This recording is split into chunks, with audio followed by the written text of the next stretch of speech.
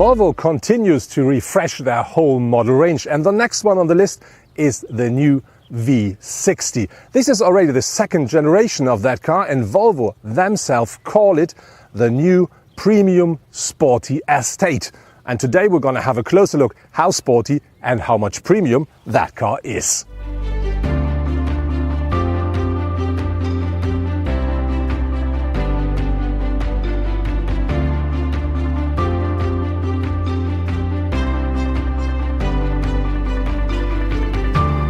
Our test car, the Volvo V60 T6 Inscription, is featuring a 2-litre 4-cylinder petrol engine, and that offers 310 horsepower, 400 newton meters of maximum torque, and is combined as standard in that car with an 8-speed automatic gearbox and all-wheel drive. And that together really is more than enough power for that car.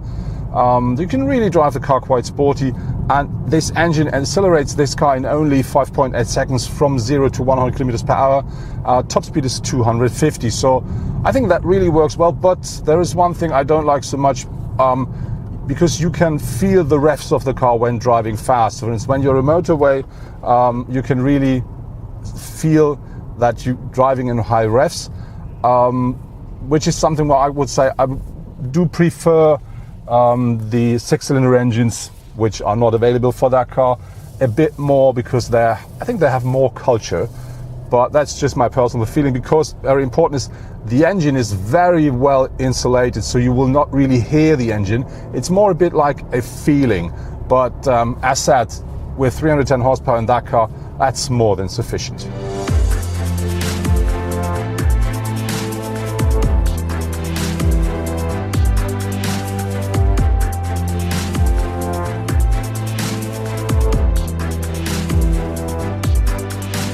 There will only be 3 different engines available when the new V60 will hit the market. These are 1 petrol and 2 diesel engines. The diesel engines inside of the so-called D3 and D4 model will deliver 150 or either 190 horsepower. The petrol engine, which is the car we're driving, the T6, that'll offers 310 horsepower and a maximum torque of 400 newton meters. Very important to note that only the big T6 comes as standard with the 8-speed automatic gearbox as well as with all-wheel drive. Both of the diesels, they come with a 6-speed manual gearbox and front-wheel power.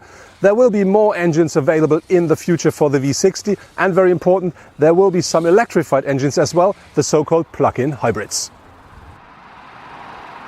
We want to know how much sport is inside of this new V60, and I have to say that you can really drive the car on one hand very comfortably, very quiet. On the other hand, you can, I would say, let's have some fun with the car, because with 310 horsepower there is more than enough power to let the car fly. With the all-wheel drive and a very nice suspension, the car really fits well on the track.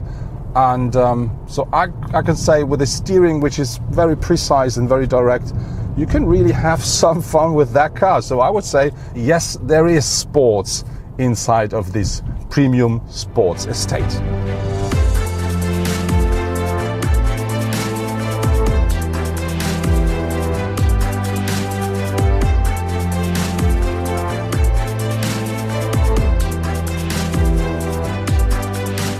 If you want to talk about the sporty estate, of course, the look of the car has to be sporty as well. And so let's have a look at the layout and the design of the new V60.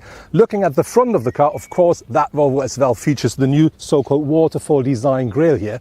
But the whole car, when you look at it, it looks a lot more flat, a lot more down to the road, as we normally know that from Volvo estates. And to give that look the extra kick, we have this very thin headlamps here, of course, with daytime running lights in Tor's Hammer design, and we have them featuring full LED as standard, by the way. And to give the car a more sporty look, we have these extra air intakes down here, and we have these air intakes here at the side, and that press the car really close to the road. And of course, now we can say from the front, that's a sporty estate. The new Volvo V60 features the typical Volvo long bonnet, which drops to the front, and that really is a typical thing for a Volvo today. But more important, to give the car a bit more of a sporty look, is the car has grown by more than 12 centimeters in length, so now it's 4.76 meters long. And more important, to make it even look better is the car height has dropped by nearly 6 centimeters to 1.42 meters, and that makes the proportions of that car to give him the kick. Regarding to sportiness, you can have up to 20-inch alloys for the new V60. We have mounted here 19-inch. A very nice detail regarding to the design is this line here, which really gives you an extra impression, extra push to these wheel arches, and I think that makes the car look more sporty. But very important for the whole impression of the car are two lines. One is the roof line that drops slightly to the rear, and the other one is this window line that comes up here, and that together with this cut over here gives the car a push forward. So I think that's what we want when we talk about a sporty estate. A typical Volvo estate design element are these very pronounced shoulders here. And what I like is that line starts here and it ends up right here into the taillights. And these taillights are typical Volvo as well, because they're going up to here. And that is something you won't find with so many cars. When you look at the rear of the car really stands very solidly on the road. That gives it a sporty look again. And something I really like is the exhaust element down here, because this one here is a real exhaust.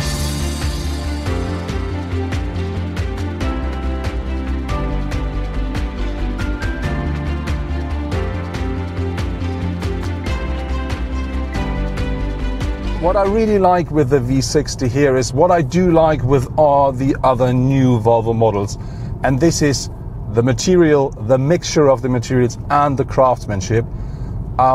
In our car we do have a bi-color leather trim here, and that really looks so beautiful and so nicely made.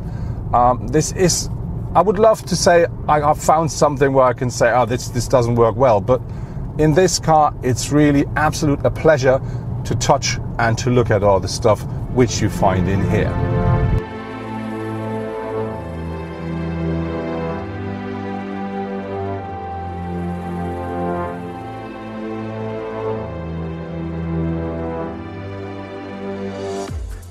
The new V60 now also has the typical upright touchscreen as the central operating element. The 9-inch screen controls navigation, phone, radio and almost all vehicle settings.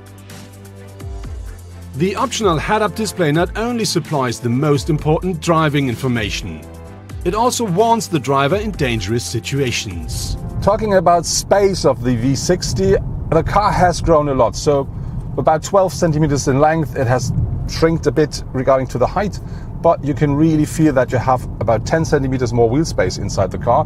So even as a tall driver, you really sit very comfortably inside of the car, and you do have more than enough space. The only thing is, I would say as a tall driver, I wouldn't order this big glass roof, because as you can see, that runs directly straight above my head. So that means if I wouldn't have that, I would have about 2-3 centimeters more head space, which would make my drive a bit more comfortable. But very interesting is that I can sit behind me. I have more than enough space in front of my knees there, but the only thing there is, the sunroof really makes the difference, because I have to say that I would love to have more, about 2-3 centimeters more there, to really sit comfortably there. But on the other hand, I can sit behind me in this middle class estate.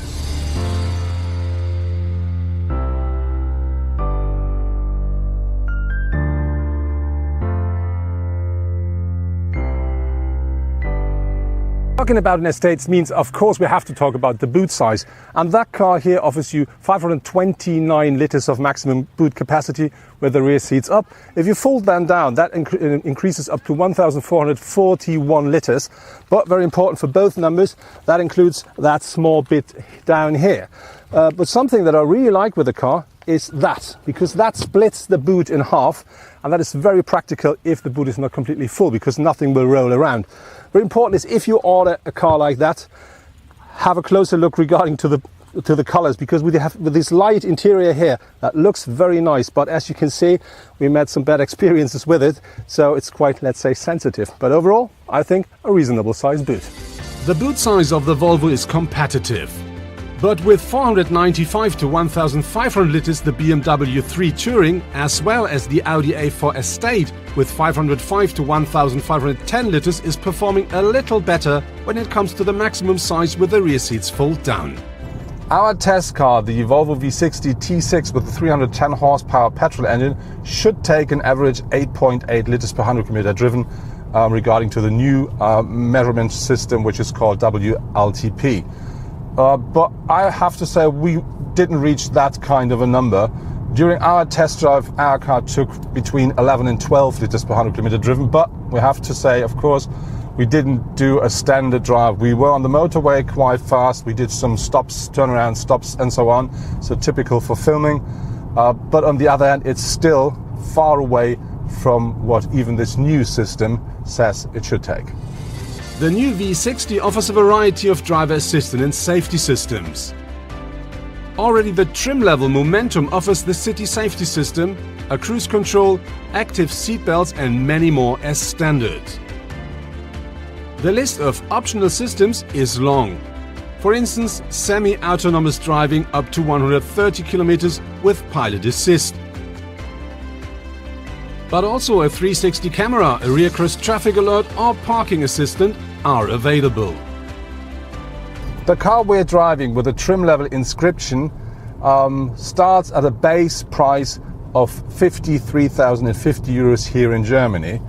And the car comes quite well equipped, so it offers as standard traffic sign recognition, it offers as standard electrical seats, climate control and a lot of other stuff. But if you really want to have a premium estate, you have to put some extras in, and that costs extra. So our test car, as we're driving it with all the equipment we do have, which is fully equipped, that costs you about 20,000 euros more than that.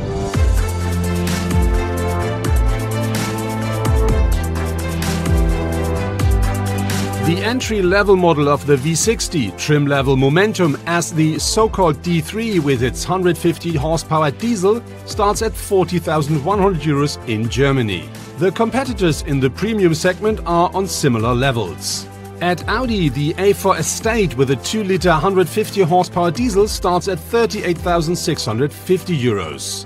The brand new 194 horsepower C220 as a T model is offered by Mercedes from 43,994 euros onwards. And the competitor from Bavaria, the BMW 318D Touring, starts at 39,600 euros. That was our test drive with the brand new Volvo V60. And the question was how much sportiness and how much premium we're going to find in that car. And I have to say that car not only looks very sporty and dynamic, you can also really drive that car the way you want, even if you want to push it a bit more to the limits. On the other hand, when we talk about premium, the only thing you really have to do is look inside the car.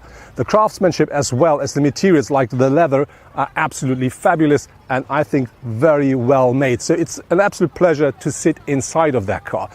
The only thing I can complain about with this car is the price, because that car as it stands here costs you 74,400 euros here in Germany.